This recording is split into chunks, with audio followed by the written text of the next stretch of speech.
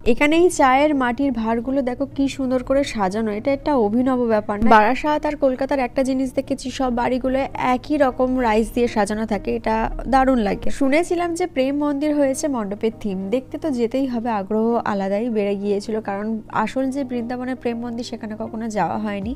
আর ঢুকেই দেখি অবিকল প্রেম মন্দির লাগছে, কারণ ছবিতে দেখি। আর এখানে মাতৃ প্রতিমা তো কৃষ্ণের রূপে ছিল, আর অনেকগুলো পাশে সখী, আরো অনেক কিছু করা হয়েছিল। এটা অনেকক্ষণ ধরে দেখার, কিন্তু বেশিক্ষণ থাকতে দিচ্ছিল না।